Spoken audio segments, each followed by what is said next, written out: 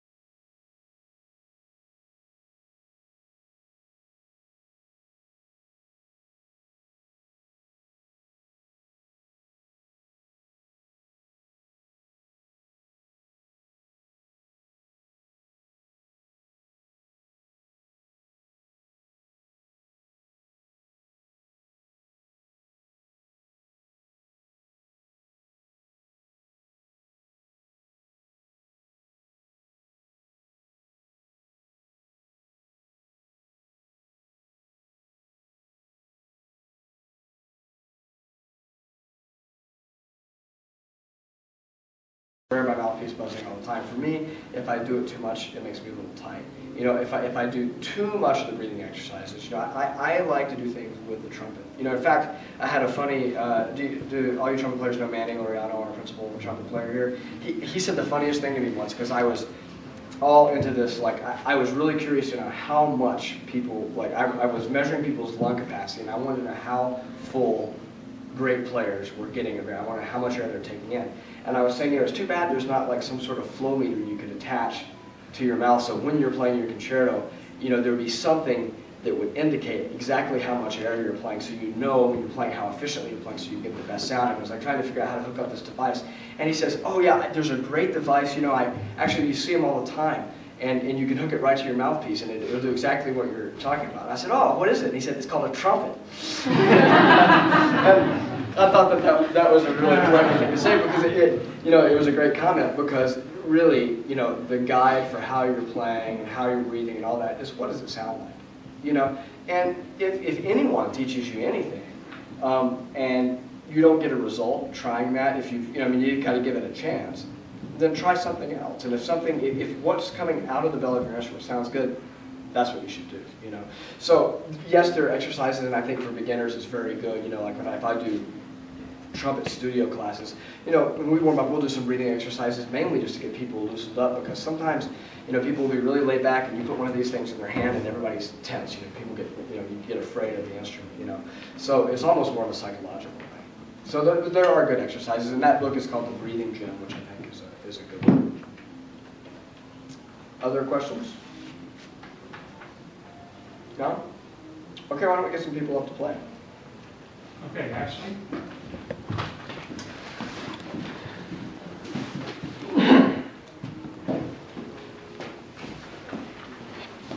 What are you going to play? I'm playing the second and third movements of the other pieces that Carl said. Okay, great.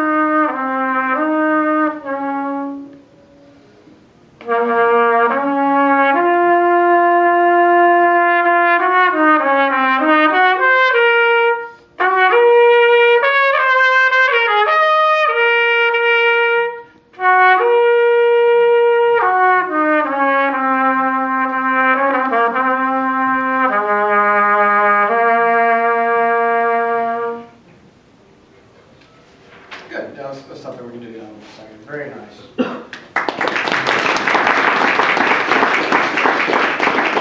So let's hear some comments. I'll start by saying I thought it was very impressive that, you know, just cold, you came up and had a very full, nice sound, like right off the bat you just went for it. I thought that was really nice. Any other comments, what people heard that they liked about the performance? Really good dynamic contrast. Yeah, I thought everything was shaped really nicely.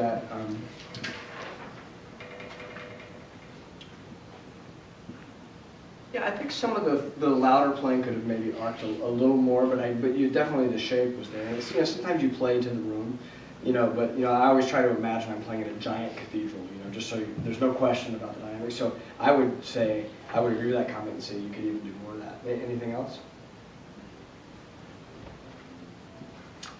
No? Okay. So what I would say is everything is basically really good. It seems like you have a nice concept of this piece, but there's one habit you need to break, and I don't.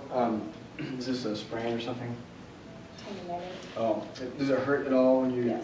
Okay. Now I don't know if it's a result of that when you're playing, but it was. I heard it in your sound, a little bit of kind of wah wah wah wah wah wah wah, a little bit of that happening, but I was at a perfect vantage point to see that you're pressing the valves really slowly, and you're not.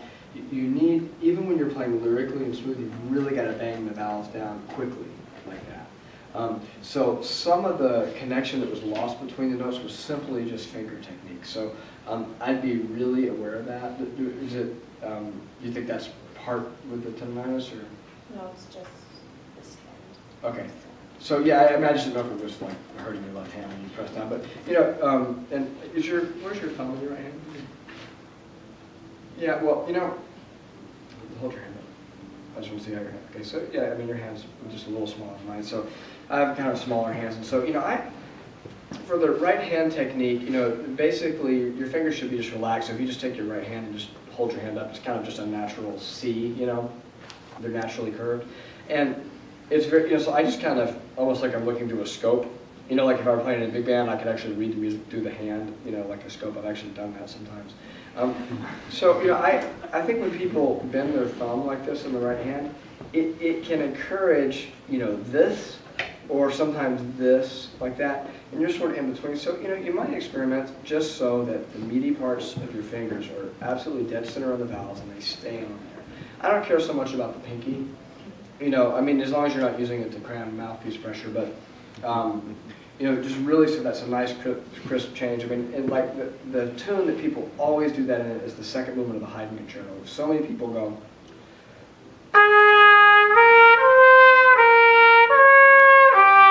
so many people do that, but I really slam them down.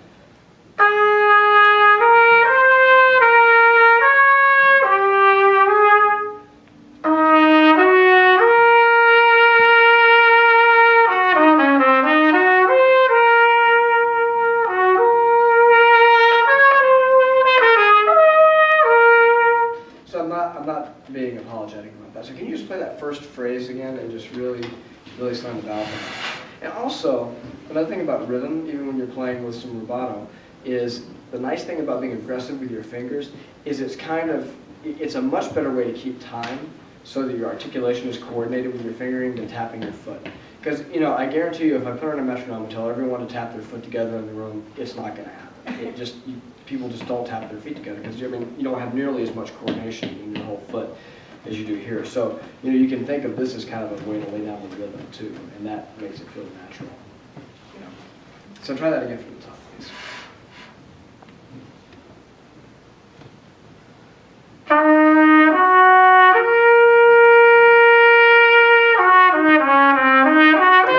So the E flat to D. Watch my fingers. You went.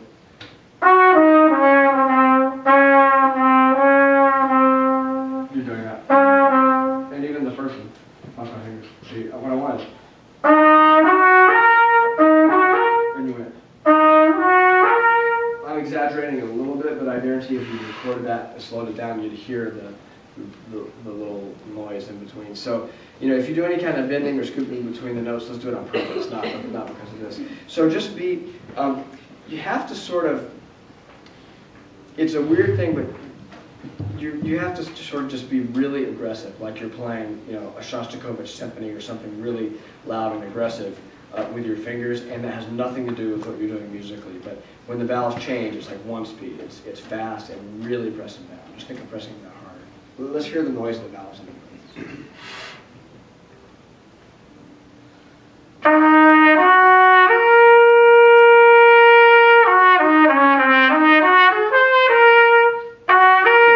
Now don't forget to breathe. And even on the first note, before you played, you went, you pressed that before you play, do you press it down that way? So just, you really want to break that habit. Do you have like a way you can watch yourself on video playing? Like a webcam or anything on your computer? Yeah, sometimes I just put up the, what's that thing in the back, the photo booth or whatever, you know, and there's a little bit of a delay, but if I want to see what I'm doing physically, you know, just get an angle where you can see that, I think, because I think it'll really help your connection. Now, but don't forget to breathe. So take like 2 full breaths, like la-da-dee, right? Okay? So you're already thinking of time before you start. But actually, tell me, snap your tempo for me. What's your tempo? I know this rubato, but what's the bass tempo of it? The 8th note, sorry. You mean the chord notes? Da-da-dee. You want da-da-dee. Okay, fine. That's really slow. Okay. So we're going to breathe in just completely for 2. When you breathe in for a couple beats before you play, breathe in for the whole 2 beats. Don't just sort of put the brakes on in between. You know, you can still set things before you play. You don't have to put the brakes on. So I'll conduct your breath, and then I'll kind of snap along. And make sure you change when I snap. That's when the vowels go down, right? Okay. So get set, and breathe in. Yeah, nice clarity. Da, da, 2, 3, and. Good.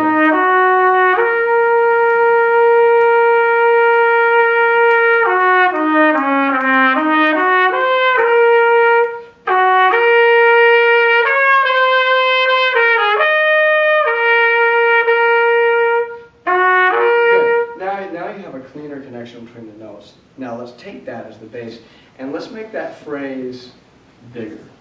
Let's make it crescendo more and have the sound as you go up high and also as you go low at the end. When you get to the peaks and the valleys of the phrase, you keep singing all the way through. So imagine yourself like walking out on the stage at the Met and you're the star soprano and you're just going to sing this gorgeous melody. What I noticed is when you phrase through things, you're really great at leading through the phrases and leading something. So it's very musical. Everyone heard that she plays really expressively right. But what happens is when you get to the long notes, you kind of sit on them a little bit. And unless it's for a specific musical effect, we never want to just play on a note and sit on it on the trumpet because it sounds like a car horn. You know, we're too close to a car horn, you know. And so we want to make it sound more like a voice. So like that F, maybe even a little vibrato, you know.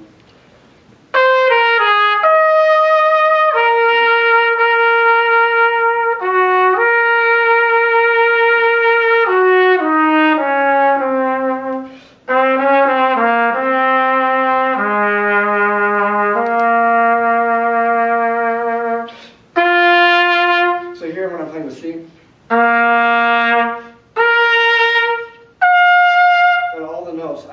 I'm keeping the sound buoyant and spinning. So rather than talk about exactly what you do to spin the sound, I want you to get that sound in your ear, you know, so you can imagine singing it, okay? Mm-hmm. So, you know, playing a musical instrument is like, you know, it's pretending. You have to pretend to be a character, okay? So let's hear from the beginning, and I want you to really exaggerate the singing, okay? 2, 3.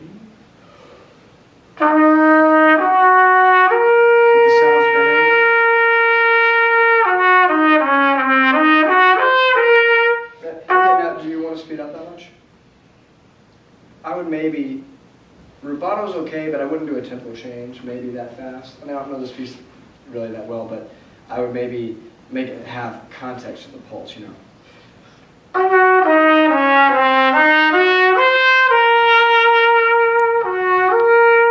And just like a little bit of a lean forward, but not too frantic, okay? Okay. Right, and keep that sound sustained. And you can still start soft, but it's just that I just want to hear I want you to, everything you were doing, just do it bigger, okay?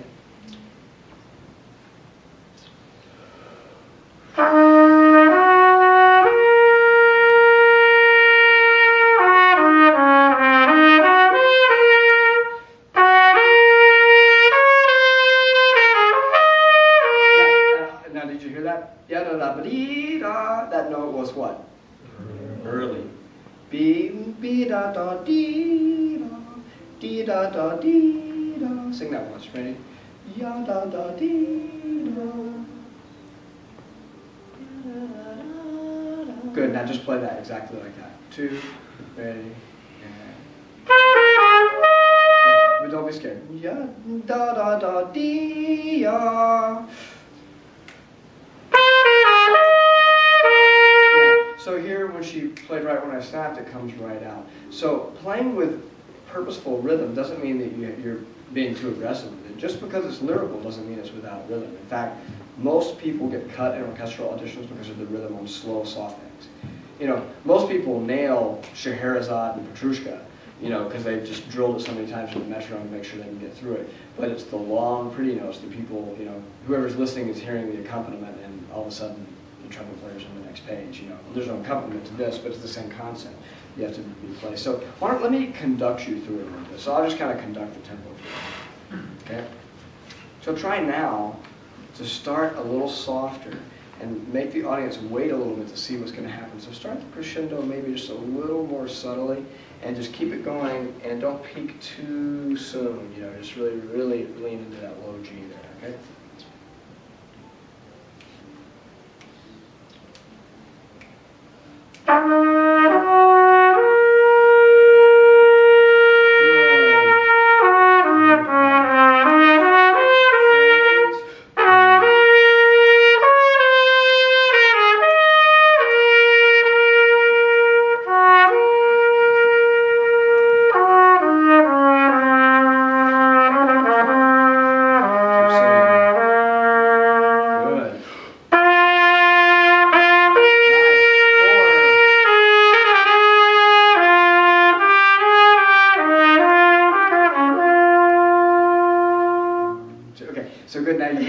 See, now she's got this great sound. So you hear that core in her sound. It's really pleasing now.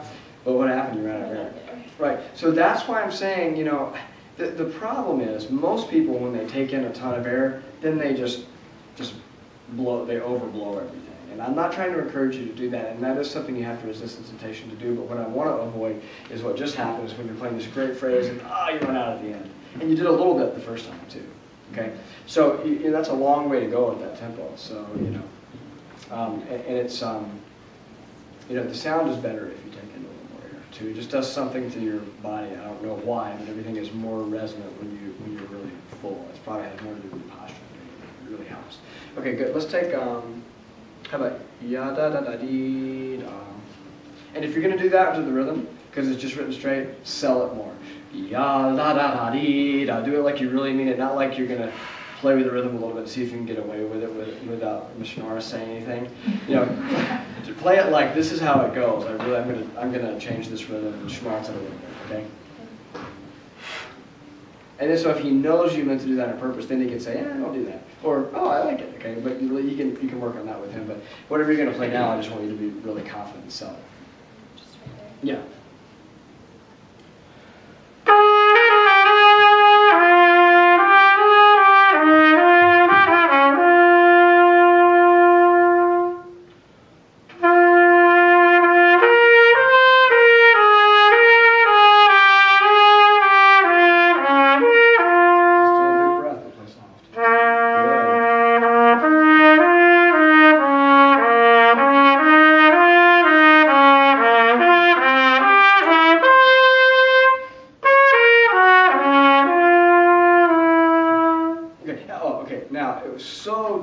Until there, and there, ya da da da. Is he going to stop me? I can't tell. I feel like that's kind of where your mind was. So you want to be more dramatic at the ends of your phrases, you know, because, like I was saying, you never want to know just to sit there.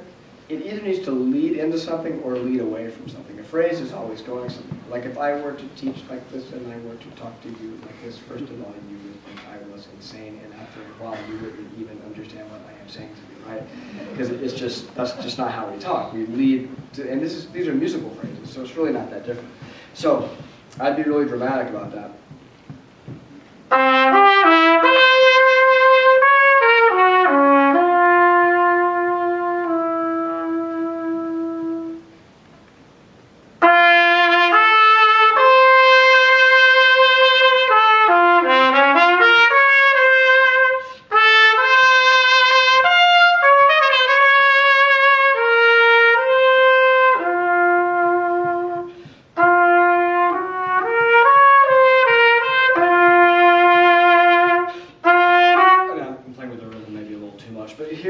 I'm trying to build some energy. So you want to really, you could do a lot of practice in this piece of music by, it's simple, it's well within your grasp. Technically, it's not difficult at all, but there's a lot of music there, and you could really make this a very powerful, dramatic piece if you put the energy into it. So I would recommend taking some time just singing through this, And, I mean, I have a horrible singing voice, but I sing everything. I'm usually memorize most of the music I play as a soloist.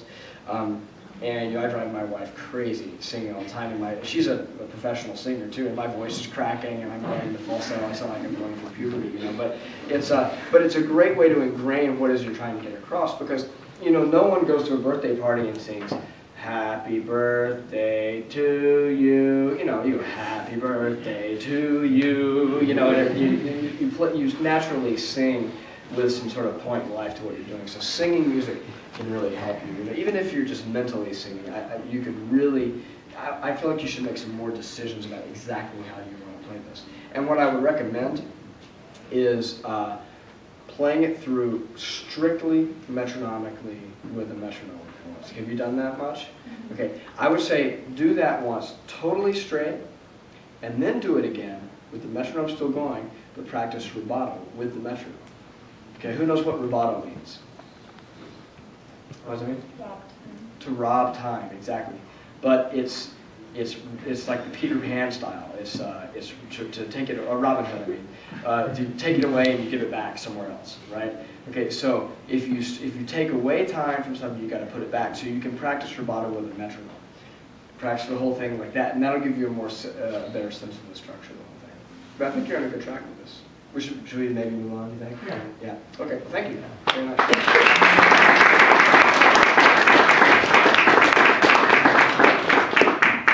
Who's next? Josh?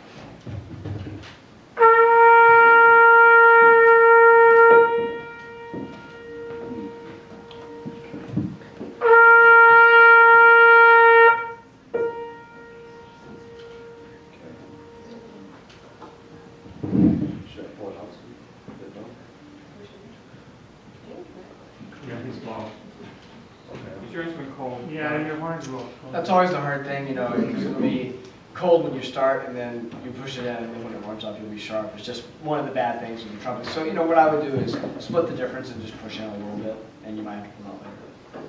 Okay. But, with the trumpet, it's always, when it gets warm, it gets higher. And when it gets cold, it goes flat. And so depending on how much you're playing, that's always changing. So it's an inexact science. So just use your ear, But I would say maybe pushing just a touch.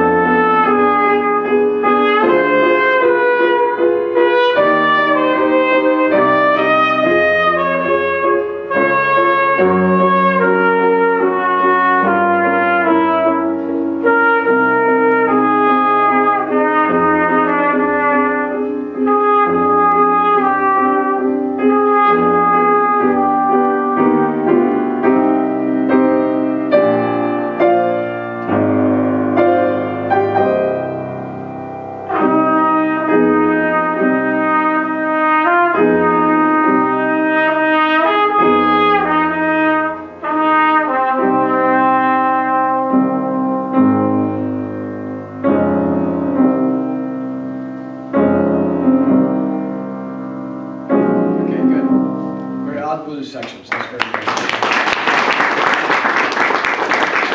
I'll let you play the fast part too. I just want to work section at a time. Okay, so really nice rhythm. You're really steady. You're very purposeful and great posture. It's like most people, especially your age, have this sort of fear of the instrument, so it's like there's just a psychological thing I see with younger players is they'll pick up the horn and they bring themselves to the horn. It's like before they play a note, they show that the horn's in control. So it's a nice sort of psychological thing just to stand exactly like you are and you bring the horn to yourself and play, and that's great. Now, one thing you are doing is I feel like you're playing right to the music stand. But the thing to remember, even when you're learning the piece, and how long have you been playing? About 3 years. 3 years, okay, good. It really sounds good. Is that, why do we play music? You don't have to get like super philosophical, you can if you want, but I mean, just generally speaking, play for, well, it's fun. It's fun, but you don't play just alone in a practice room, you play for people, right? Mm-hmm. Okay, I don't feel like you're playing to the room. I feel like you're playing with a music stand. And one thing, it's great to have it up so you can see it. If you can deal with it, just look at me. If I were playing for you, if I walked out of class today, and I just kind of did this, it's almost like I'm hiding behind the stand a little bit. Whereas, you can have the stand where you can see it comfortably and just kind of maybe step to the side or play above, whatever. I like to be at the side and look over that way. But, just maybe something to think about so that you play out a little more, so you play to the people in the room, okay? Pushing your slide just a little bit, I think more, still a little low, because I want you to be able to relax into the sound. Okay, and let's just, I'm going to walk back here, and I want you to just sort of visually, you don't have to look at me, you can look at the music, but I want you to peripherally see me, and I want you to play to me. Play to me, so like your sound is coming back in the back wall here, okay? And just right from where you come in, with a pickup to that, the F. Okay. And after that, you're going to say, so take a nice good breath like we talked about. Remember the breath we did in the class? Let me see you do one of those. Even more. That sounded a little bit like, that's what I sounded like the first time I ever called a girl. And I picked up the phone and I thought almost the numbers and then I hung up. But that sounded like one of those breaths. Let's have it's the first day of spring. There you go. So take a nice, easy, free breath like that. And do you feel a little nervous? Yeah. Okay. So, and that's okay, because anytime you do something you're not used to, it's totally normal. I feel nervous when I'm in situations I haven't been in before, but that's even more reason to play out. And you conquer that just by really breathing. So if you think you've taken enough air, double and you'll be okay. Okay? And so that first note, remember it's a pickup, so it leads to the first bar. So could you play with me, Mal? I'm sorry, I don't know your name. Sonia. Yeah, just the first two notes, so I'll play the pickup. So hear how I have confidence right off the bat, playing into that, just those first two notes. So lead automatically, as soon as you start playing, you're automatically leading to the second lead. Okay? Okay. Okay. So right from where you come in. Okay.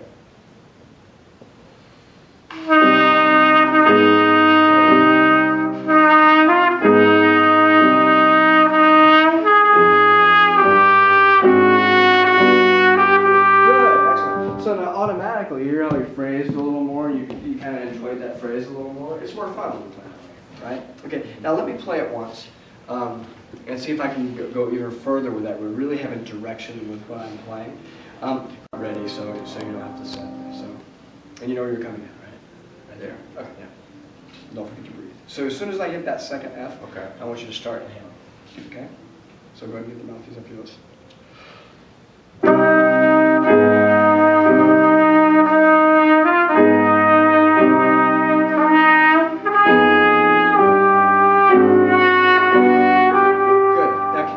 Those two notes more? Just try that. Good. Excellent. Okay. So the same phrase again.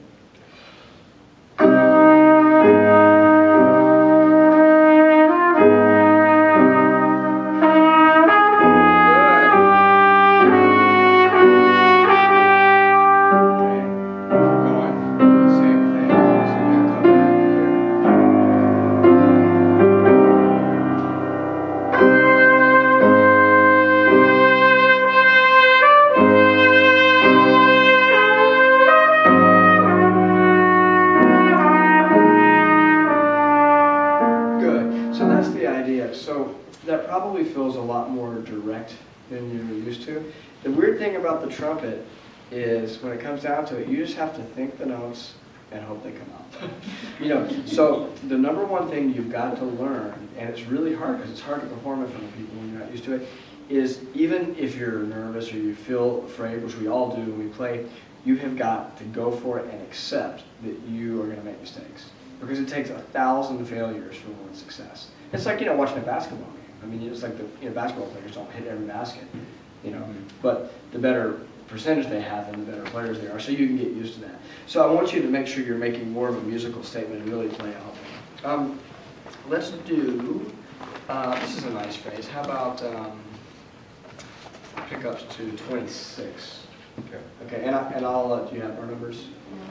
You don't? It's after the first triplet, you know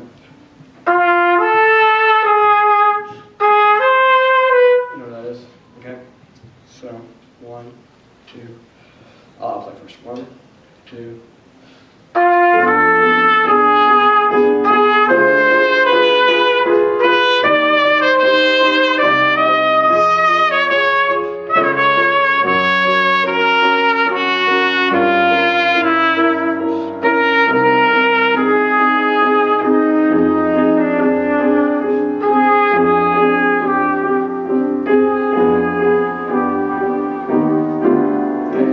Trying to be dramatic, like I'm an opera singer and I'm singing about a lost love or something. It's very tender at the end, just a really schmaltzy, like really go for it, almost corny. Okay, and whatever you think is too expressive and too corny, do about 60% more of that, and it'll be just right. Because it's like in terms of phrasing and dynamics and musicality, it's that is all like stage makeup. Have you been to a play before or an opera? Not recently. Have you ever been to one and seen the actors up close? No. Okay, if you do, you'll notice. I mean, who's been to a play or an opera and seen the actors up close? And what do you notice about how they look up close? Yeah. Kind of, you can tell that they don't look like what they would look farther away. Yeah, and why is it? Because they have all the makeup on, right? So they look like clowns up close. It's all really exaggerated. So if you're going to play, if you feel like, oh, this reminds me of, that nice trip we took as a family, or that girl in class I've got a crush on, or you have a little feeling, so you think, oh, I'm going to be a little expressive. If you have a little bit of it, maybe someone right here is going to pick up on that. But you've got to, you've got to get to the back of the room, or if you're playing in a big concert hall, you've got to get it hundreds of feet away.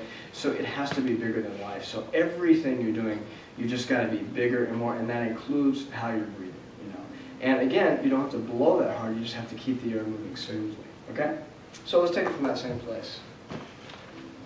Da-dee-da, the G right here. Okay. And I'll count you off. And so I want you to take a good couple of breaths, couple of beats breaths. So I'll give you 1, 2, 3. Breathe, 2, body, right? Okay. So 1, 2, 3. Breathe, 2, 3.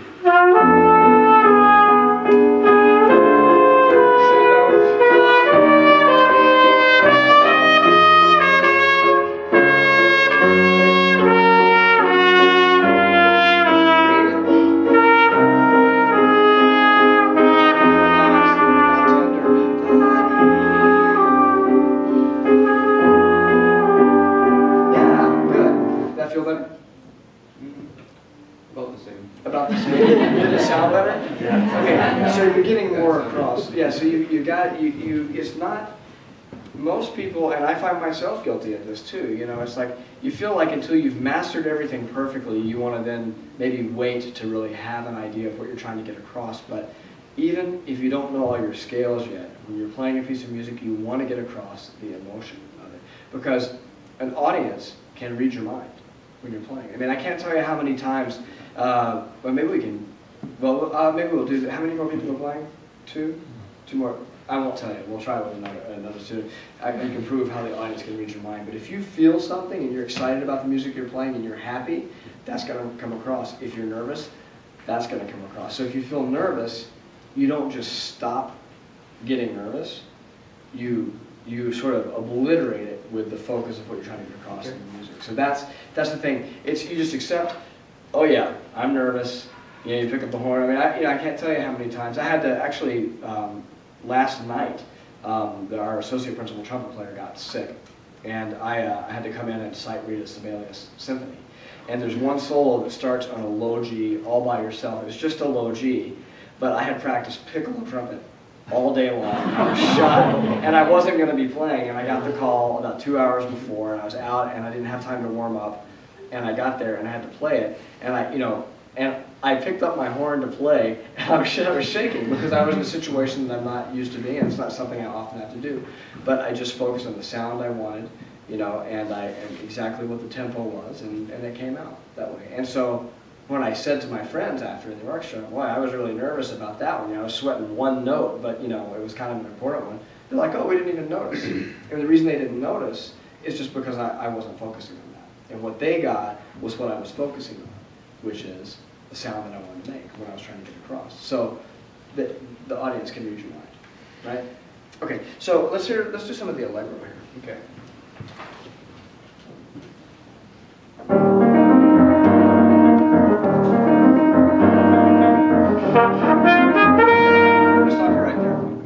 I'm going to imitate what you just did, okay? And I'm going to make fun of you a little bit, but you have to take it in a good spirit this time, okay? I'm going to take what you just did and I'm going to exaggerate it. Okay. Okay, so you can start it. Do that again. Look at me.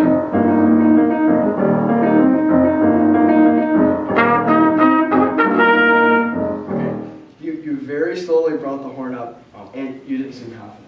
So here's what I want, okay? So I'm going to exaggerate. This is psychologically what I want you to do. If you start again.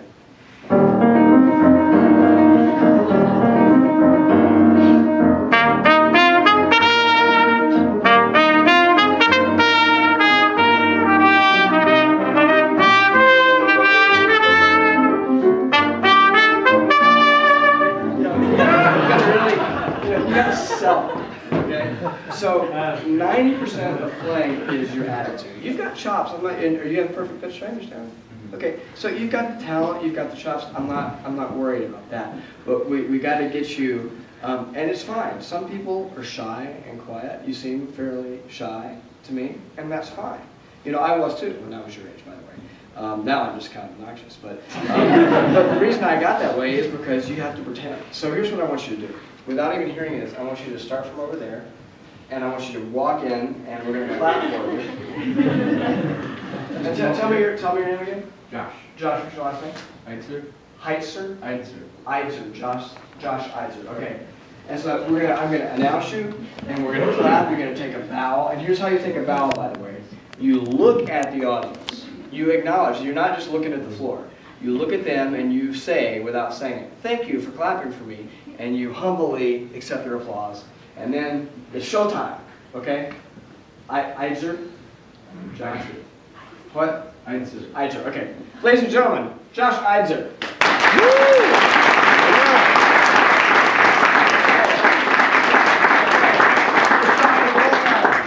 Hit it. Nice breath.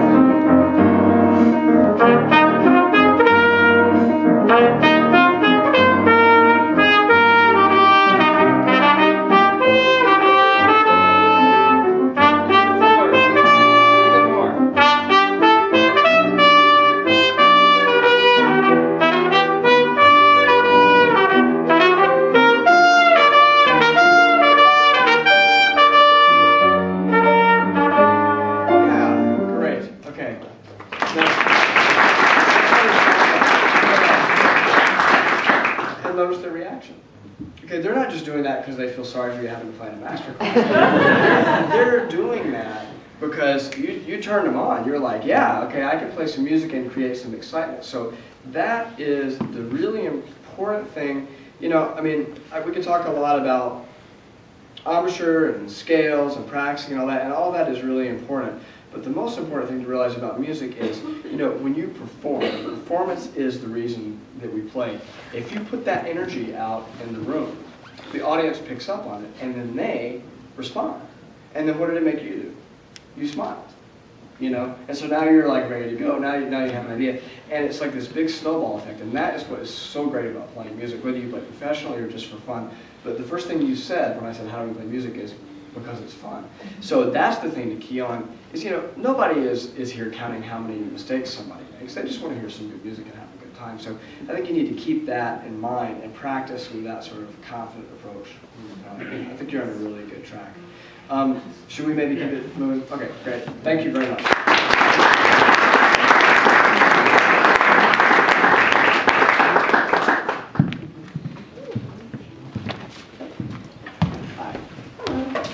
While she's getting set up, one thing I do want to say that I didn't mention about practicing is if you think about the length of time you have to play in any kind of performance situation, you know, we don't have to play for very long periods of time, even a really long gig. You know, a set phrase maybe at most a few minutes, even if that's a really long phrase. So generally speaking, people practice too hard and too long. So I really recommend practicing short practice sessions many times throughout the day. And you can build endurance that way. And then you can gradually add to that time. Bud Herseth told me that he never, his entire career, practiced more than 30 minutes straight without a break, ever. That's what he told me. And he's got pretty good endurance. And so, you know, what I would recommend, if you practice an hour a day, rather than practice from 9 to 10 in the morning and not practicing for another 23 hours, I would recommend practicing 15 minutes with a very focused, very efficient practice session with a specific goal in mind, and spread that out several times throughout the day, which will help you build endurance, and it also will help you learn to focus more quickly when you're practicing, be more goal-oriented. And then there's the other thing is, you stop playing when it feels good. You don't want to tear yourself down and stop because you can't make a sound anymore. You want to, if it's feeling great and you're like, man, I'm ready, that's when you want to put it in the case, because the next time you pick it up, you have some muscle memory that kicks into action, you know. So, and that can really be beneficial. So practice short sessions often, and if you want to practice longer, you know, build up to it. But, you know, I think, you know, like 3-4 hour practice sessions, not probably a good idea for most of you. So, okay, what are you going to play? 1985. Sorry.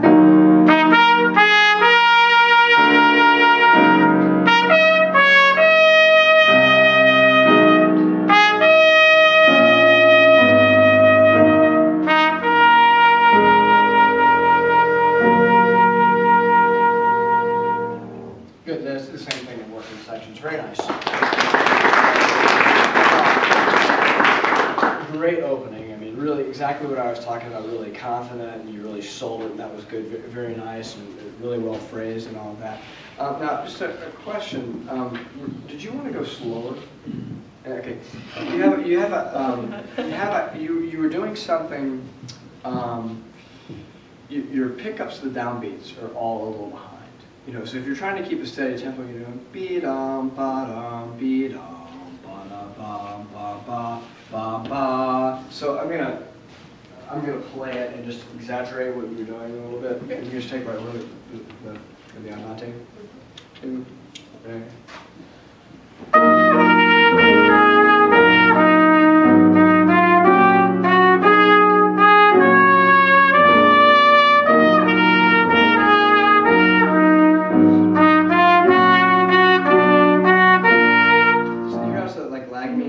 So you want to have a yum, gun, gun, gun, gun, gun. So, you know, and it should be kind of rolling. So if you're going to play that tempo, I'd really just let it flow. So you should really be subdividing. And I would say that I subdivide, unless I'm not playing well, I subdivide everything I play without exception, no matter what it is. And even if it's a cadenza, you know, I'm feeling the faster. It's just kind of a constant thing, you know. I imagine like there's a little drummer inside my brain that's just, you know, grooving along. So let me try it now and have a little more flow, and I'll play it A-flat this time. Okay.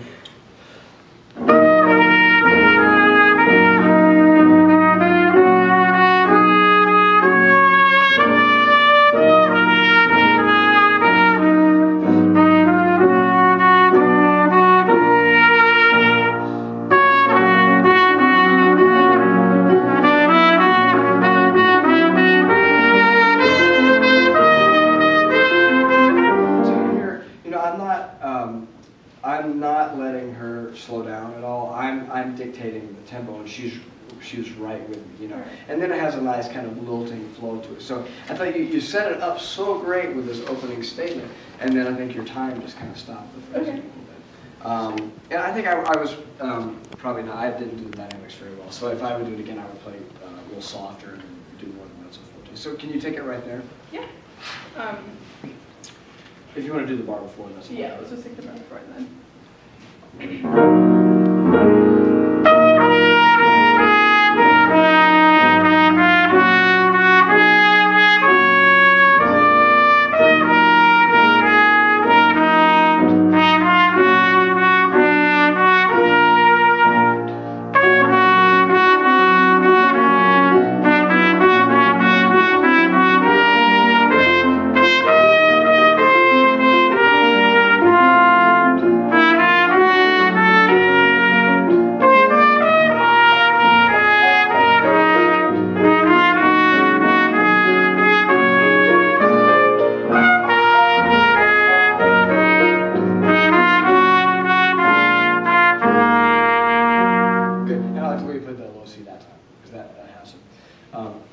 Your low notes, especially the other ones you played,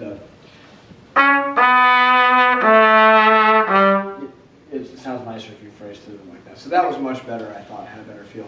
I want to now just do this little experiment about telepathy and performance. Okay, so I want people to throw out some adjectives for what this sounded like. And you don't have to be a musician. In fact, even better if you're not. Any non-musicians here? Any non? Oh, no. Oh, I gotta tell you, That's still fair. You know, talking about getting nervous. I can play in front of any number of people and just feel fine. But when my parents are there, I'm always just like, my parents is the worst because they've heard me go through the whole thing. So how about, you know, just some adjectives. It was a very good performance. So, you know, this is just descriptive. So this is an exercise in what music critics are supposed to be like, which is, by the way, as a performer, music critics are supposed to be news reporters. They deliver the facts of the performance. So if you weren't there, it's like you were there. So just descriptive. It's not like, oh, they should give it up and take up, you know, something, you know, how a lot of music critics are like, you know, very self-indulgent. We don't want comments like that. We just want, you know, it sounded like this or sounded like that. Or if it just made you think of something, even if it's abstract, it's fine. So, Mom and Dad? It sounds sad to me, like a mournful piece, like I don't know, tragic. Okay. That's the image that comes to mind. And maybe it's just because it's minor. I don't know. Good, okay, but that's good. So she's getting some emotion to the piece. That's good. How about other comments? Confident. Confident, good, okay. Some might say cheeky, but Cheeky, okay. That's good. Good. Dad? Purposeful. Purposeful, good. Okay. All right, anybody else? Reflective. Reflective. Good, so these are all great comments because now I haven't done it quite this way. Usually when I do this little game, it's if someone's not playing confidently, you know, and then you'll get a lot of technical comments about it. It won't be so. But now I want to change the approach and see what people say and see what they get. So let's. So they can hear me. I don't want them to hear what I'm saying.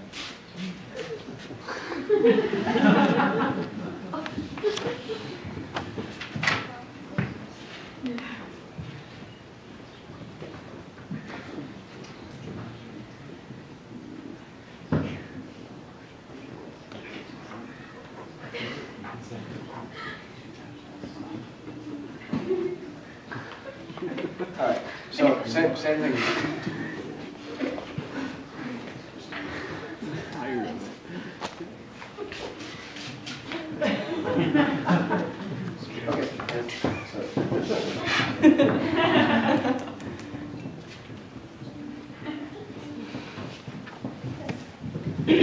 Okay.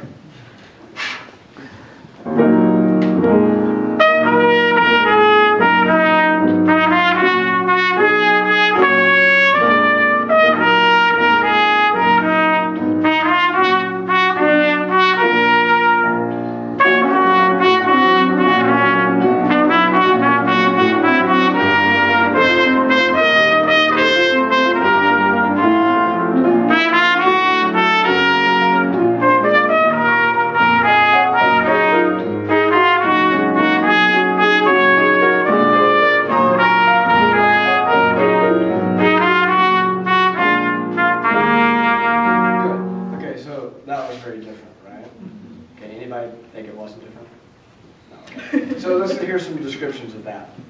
Yeah. Well, I kind of felt like you were bored with yourself. You're like, oh, I'm just playing the trumpet. Okay. All right. Any Just other wanted to comments? get it over with. Yeah. Oh. Okay. Okay. Well, we were going for something that is not quite. Okay. Yeah. Well, it sounded just a little more light, like a little more bouncy, like. Okay. Yeah, it was a little easier. Okay. All right. Yeah. Okay. And is there an emotion attached to it? Kind of nonchalant. Nonchalant.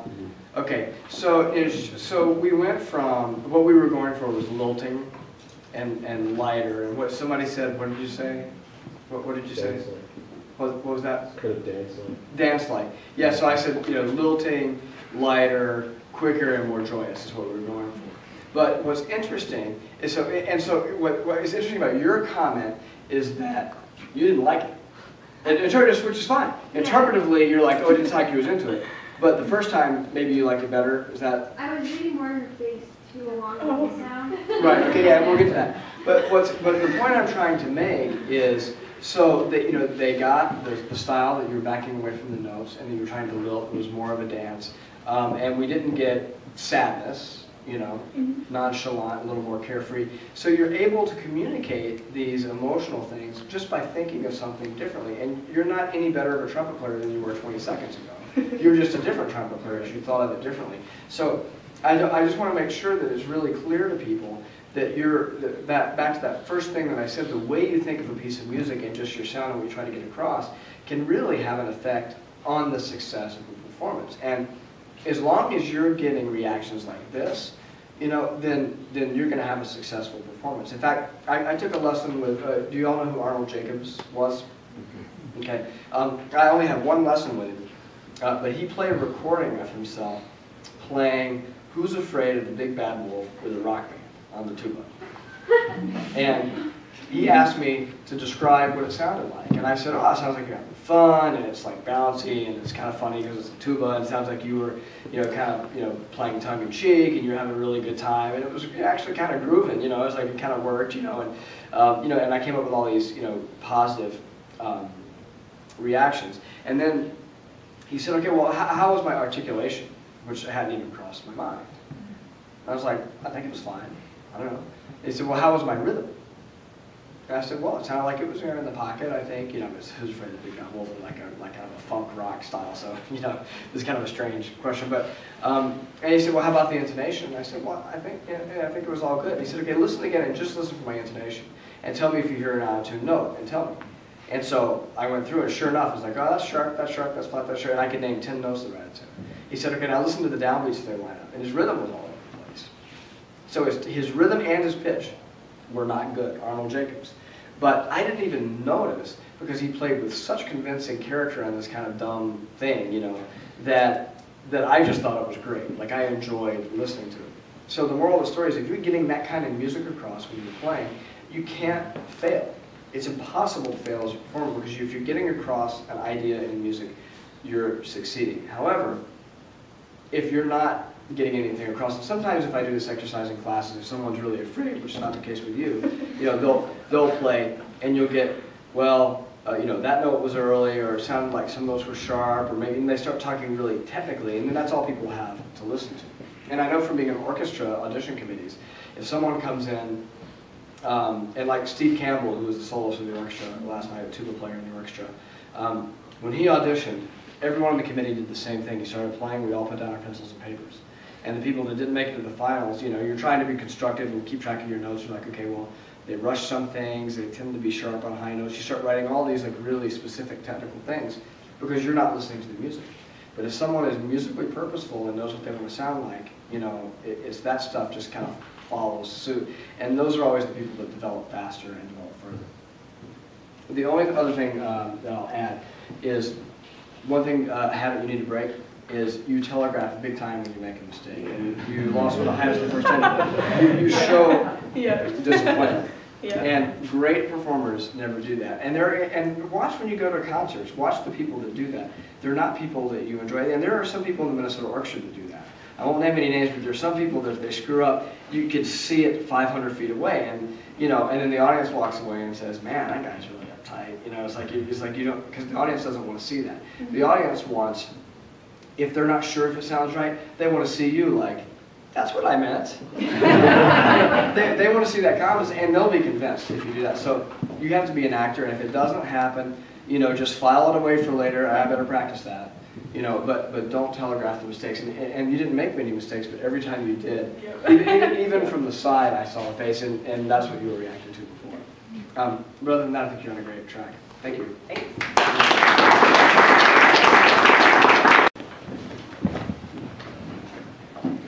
Little hummel. Well, good, I guess. I never played this with the piano before. Do you want to start right with the trumpet solo? Yeah, just give them about I got I thought you just give them the theme. 8 5 or so. Yeah, 1, 2, 3, 4, 5, 6. Bum, Yeah, like to the 7 or dum, 8. to the dum, to the dum. Yeah. Right? And what tempo would you like?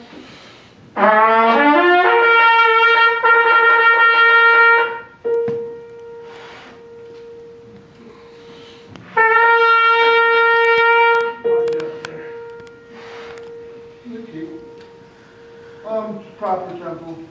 Like I said, I've never played it before, and it won't come from me.